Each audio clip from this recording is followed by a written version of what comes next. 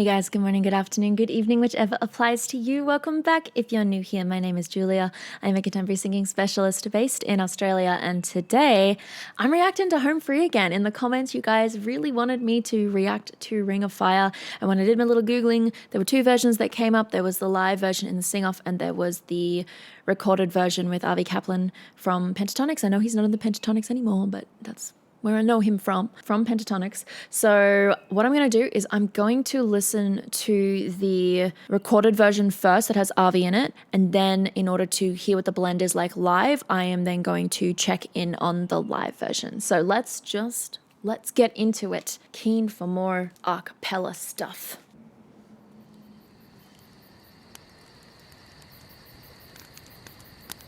Love is a burning thing,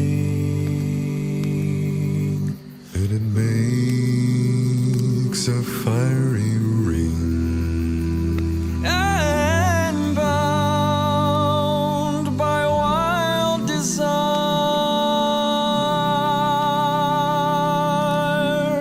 I fell into a ring of fire. I fell into a burning ring of fire. I went down, down, down, and the flames went higher. And it burns, burns, burns, the ring of fire, the ring of fire. The taste of love is sweet when hearts like ours meet. And I fell for you like a child. Whoa, the fire went wild. I fell into a burning ring of fire. I went down, down, down, and the flames went higher. And it burns, burns, burns, the ring of fire, the ring of fire. Yeah, love is a burning thing, and it makes a fiery ring, bound by wild desire.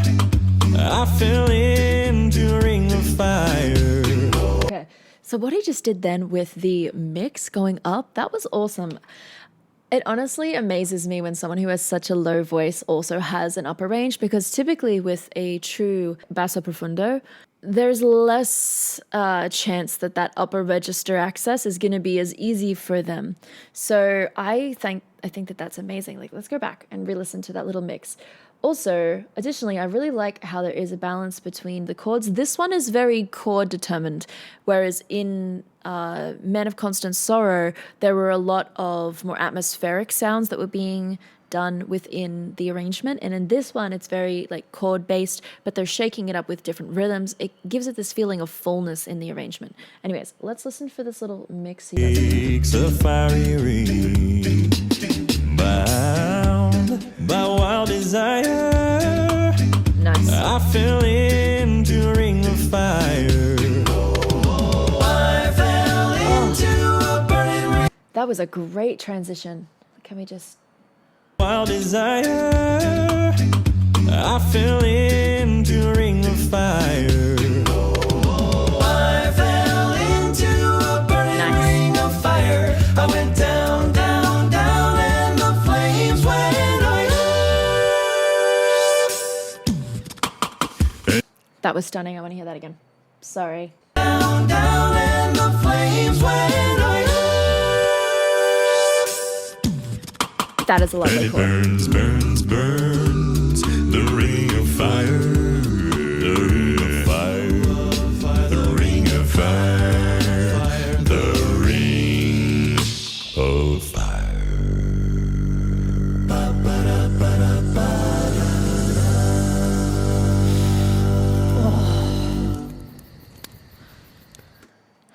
That last low note.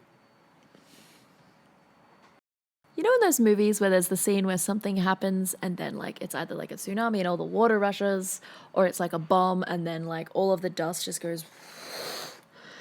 That's what I envision in my head after hearing that note. It's just it lands and then does that. So articulate. The height of professionalism here. The sound went like that and then it went this. It's more just the imagery that it creates when I hear that sound is really, really cool. It's something that continues to sort of propagate and build upon itself. It's almost like this avalanche of sound that I get from a note that low.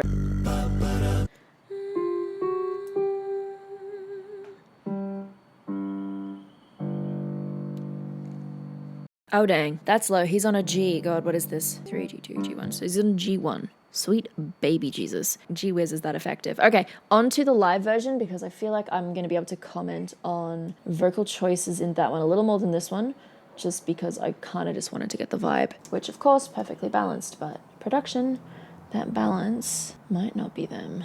Home free! Okay. 1, 2, 3.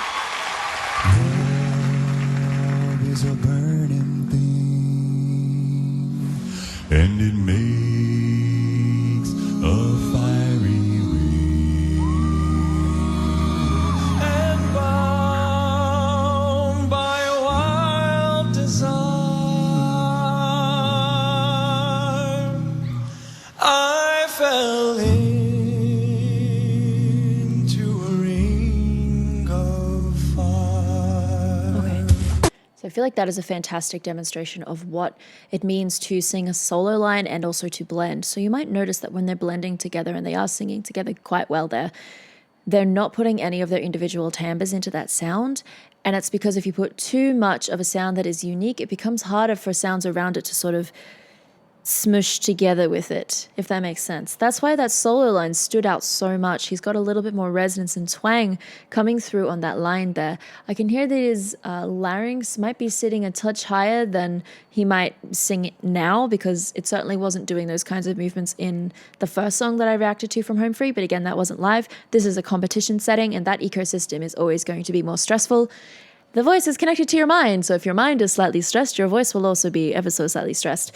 But my overall point is you can hear how clearly that solo line comes in over the ensemble blend, because it's putting in the qualities of an individual. That is how you're meant to sing a solo line, so your voice stands out. And then that blend together, they've pulled back some of those qualities that might clash with the other vocalists around them in order for those chords to sound like they are together. And that takes time, listening and singing and working and practicing with the group that you're singing with.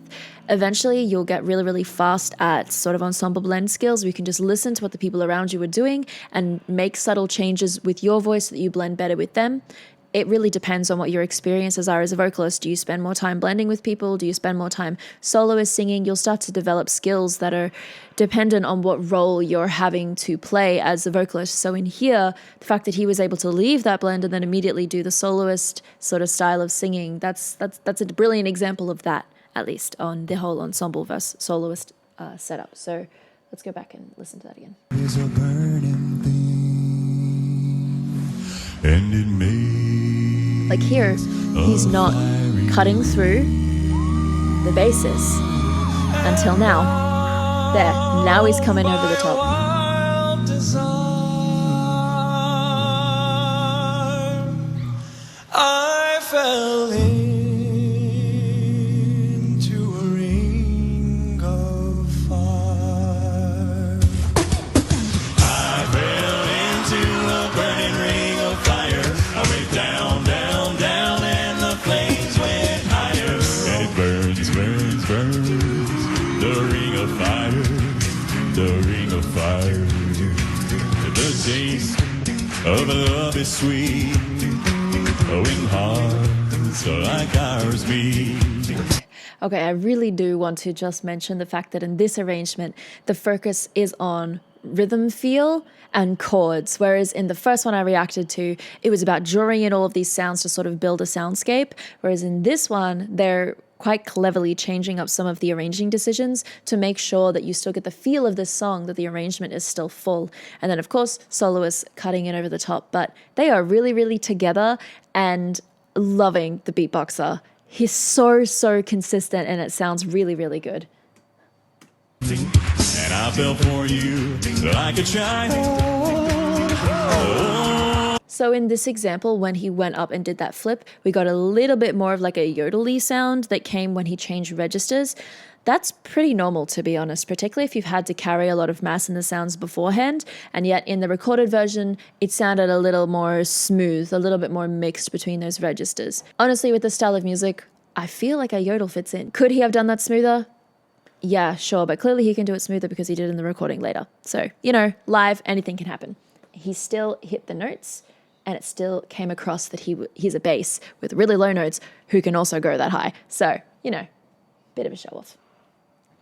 Oh, but the fire went wild. Sing along, y'all. I fell into a burning ring of fire. I went down, down, down, and the flames went higher. And it burns, burns, burns. I love that chord. The ring of fire. The ring of fire. The ring of fire. The ring of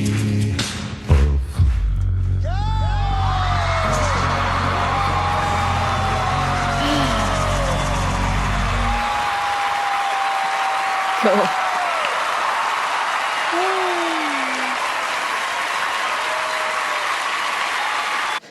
We know what that look is. That's the "you can leave your number with my secretary" look. That's what that look is. Is that